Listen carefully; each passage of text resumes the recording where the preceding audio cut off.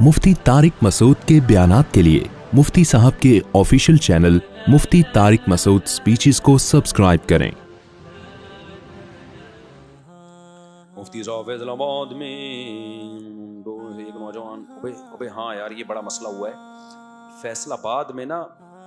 पतंग की डोर से एक लड़का, उस बेचारे की मौत वाक़ई हुई है, वीडियो वायरल हुई है। पिछले साल कराची में पतंग से एक बंदे का कान कट गया। और भी ये मौतें बहुत हुई हैं। अब तो कैमरे लग गए हैं, वरना कैमरे जब नहीं थे तो ये होती रहती थी मौत। इसका हल क्या है? असल हल तो गवर्नमेंट करेगी, लेकिन वो करेगी, अब तक तो नहीं किया, आइंदा भी नहीं करेगी।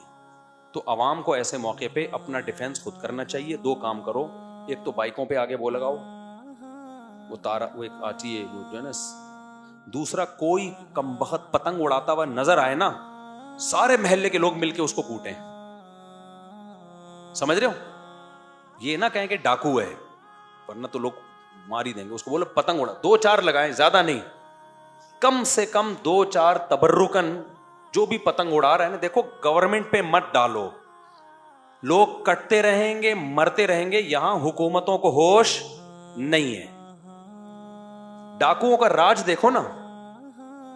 अभी ईद की रातें आने वाली हैं, रमजान का आखिरी अशरा आने वाला है।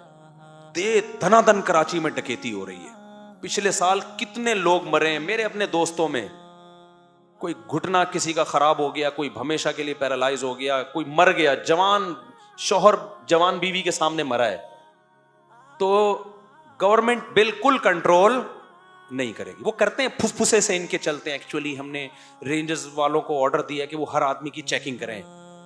जब तक रेंजर्स के हाथ में मुकम्मल इख्तियारात नहीं आ जाते ना, उनको शूट करने की इजाजत नहीं होती। चंद साल पहले ऐसा हुआ है, हुकूमत ने रेंजर्स को मुकम्मल इख्तियारात दिए थे। क्योंकि मैं रेंजर्स के ऑफिसर से भी मिला हूं कि भाई ये क्या हो रहा है। वो कहते हैं गवर्नमेंट हमें इख्तियारात नहीं देती है। होता यह है कि डाकू को बड़ी कभी अक्सर तो पकड़े नहीं जाते, कहीं पकड़ लिया, पुलिस वाले लेकर आए, बंदा पहचानने से इनकार कर देता है। उसको पता होता है इस डाकू ने मारा था, लेकिन वो उसको पता है यार मैं बोलूंगा तो दुश्मनी है।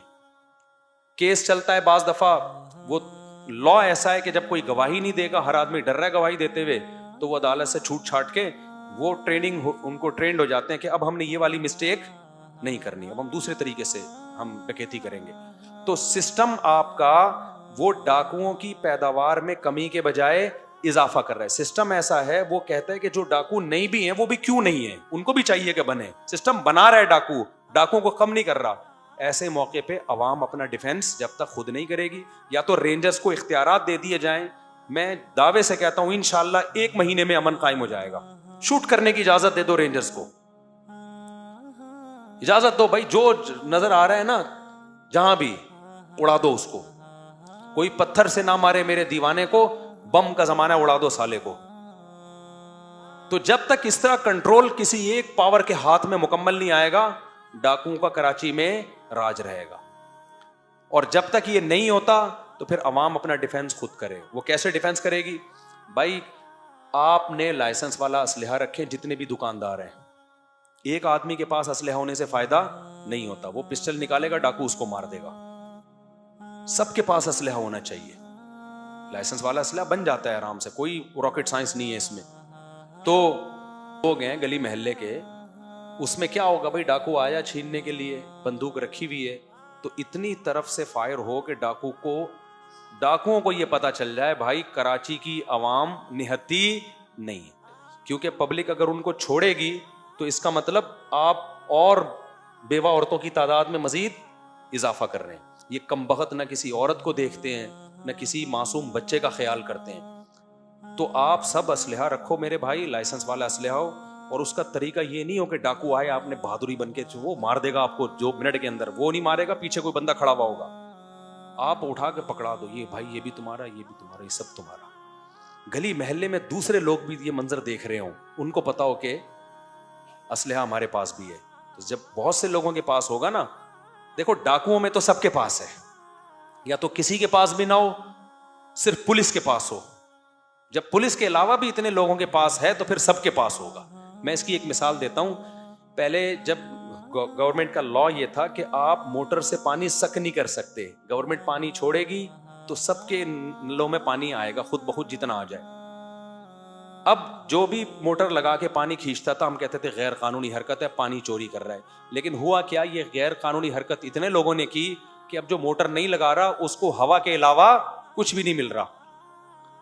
तो फिर ऐसे मौके पे क्या फतवा दिया जाएगा, भाई जितना तुम्हारा हक है उतना तो लो ना, कि तुम भी लगा लो मोटर, यही होगा, वरना तो तुम्हें मिलेगा ही नहीं। तो बात चीजें गलत होती हैं, लेकिन जब वो गलत कुछ लोगों ने कर लिया तो अब सबके लिए वो गलत करना पड़ता है। तो अब असलहा उसूली तौर पर सिर्फ पुलिस के पास होना चाहिए, लेकिन जब डाकुओं के पास इतना असलहा आ गया, इतना आ गया, तो अब भाई या तो उनको भी निहत्ता करो, उनको निहत्ता नहीं कर सकते तो फिर सब खरीदो, दे दनादन। हमारे पास अपने डिफेंस का इसके अलावा कोई ऑप्शन बोलो नहीं है, फिर सब खरीदें असलहा, रखो अपने पास लाजमी असलहा। और ऐसे नहीं रखो यहां करके डाकू फिर पहले ही तुम्हें गोली मारेगा।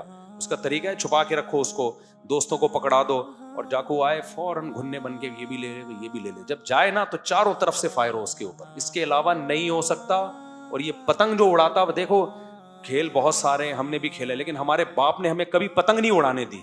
हमारे अब्बा कहते थे ये छिछोरे लोगों का काम है। एक कबूतरबाजी नहीं करने दी हमें, क्योंकि छतों पे चढ़ के ना सीटियां बजाना ये शरीफ लोगों का काम, बोलो नहीं। तभी मुझे मैंने जानवर पाले, कबूतरबाजी कभी नहीं की। हमारे बाप दादाओं ने हमें बताया हुआ था, बेटा ये शरीफ लोगों का काम कैसे करा होता है, ये सीटें मार रहा होता है। घरों में औरतें परेशान होती हैं, वो पर्दा कर रही हैं बेचारी कि ये क्यों छतों पे चढ़ा हुआ है। तो यही काम होता है ना इनका। कबूतर पालना है वैसे पाल लो, बिजनेस के लिए पाल लो, घर में पाल लो। ये क्या छतों पे चढ़ के सीटियां बजा रहा है, गिरते भी हैं कबूतरों के चक्कर में, टांगे टूटती हैं। दूसरा, हमारे अब्बा ने हमें कभी पतंग उड़ाने नहीं दी।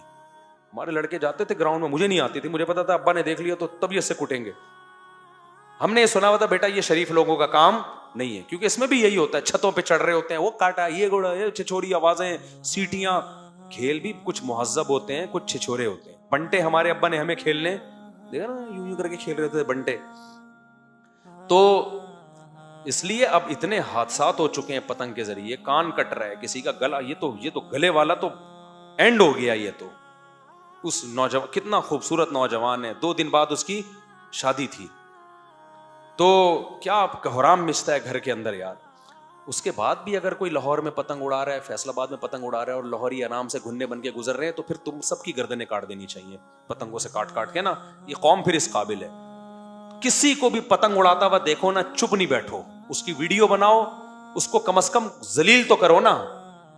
कोई भी पतंग बना रहा है, उड़ा रहा है ना, उसकी वीडियो बनाओ, डाल दो, बोलो ये देखो कमीना, इतने लोग मर गए हैं, आंख कान कटे हैं लोगों के, गले कटे हैं, और इस कमीने को देखो क्या कर रहा है। मतलब लानते तो पड़े ना उसके ऊपर। हम थोड़ी कह रहे कि उसको गोली से उड़ा दो, ऐसा ना कर देना कहीं, ये जायज नहीं है, लेकिन कुछ तो हो ना। हुकूमत भी कानून साजी जब ही करती है जब अवाम की तरफ से भरपूर एहतजाज होता है। ये जमहूरी हुकूमत है, इसमें हुकूमत अवाम को लेके नहीं चलती, पब्लिक हुकूमतों को लेके चल रही होती है। ये उल्टा निजाम है यहाँ। तो जब उल्टा निजाम है तो फिर उल्टे तरीके से ही होगा, ये सीधे तरीके से नहीं होगा। ये समझते हो? इनके सगे भतीजे की भी गर्दन कटी है यहीं पे, समझ रहे हो? इसी रोड पे पतंग से गर्दन कटी है सगे भतीजे। हाँ, रोजा खोल, कब की बात है ये? 2 साल पहले इंतकाल हो गया था। अच्छा, तो 2 साल पहले का वाकया है यहाँ पे, यहाँ कराची में। हालांकि कराची में तो पतंगबाजी कम है, तो ढीठ कौम है, लातों के भूत हाथों से नहीं समझते।